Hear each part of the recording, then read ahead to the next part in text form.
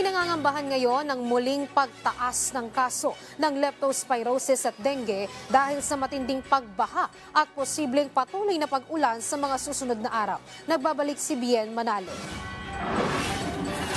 Sa mga bahang naranasan kahapon sa ilang lugar sa Metro Manila, dulot ng matinding bugso ng pag-ulan, dala ng habagat at low pressure area na nagpalubog pa sa ilang lugar at mga sasakyan at ari-arian.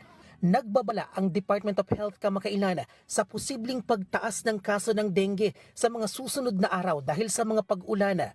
Sa tala ng DOH, umabot na sa mahigit 15,000 ang naitalang kaso ng dengue simula July 20 hanggang August 2. Mas mataas yan ng 2% kumpara sa naitalang mahigit 14,000 kaso noong July 6 hanggang July 19. Ito ang linggo bago maramdaman ng bagyong Krising, Dante at Emong. Sa Quezon City lang, umabot na sa mahigit 6,000 ang kaso ng dengue simula January 1 hanggang August 20.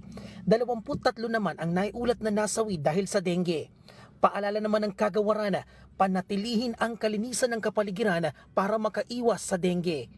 Ang DOH ay patuloy na nagpapaalala sa mga publiko na magpakonsulta ng maaga habang may anumang simptomas tulad ng mataas na lagnat na 40 degrees Celsius o mas mataas, sakit ng ulo, pananakit ng tiyan, pagduduwal, pagsusuka o pantal. Samantala, bagamat bumaba ng 18% ang kaso ng leptospirosis na naitala simula August 17 hanggang August 21, sabi ng DOH,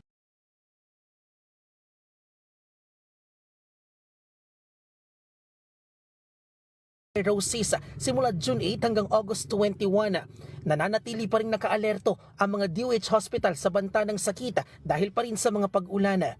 Bumaba na rin ang leptospirosis admitted cases sa ilang DOH hospitals, kabilang na ang Tondo Medical Center, National Kidney and Transplant Institute at sa East Avenue Medical Center. Nananatili pa rin bukas ang leptospirosis fast lanes at handa ang bed capacity ng mga DOH hospital.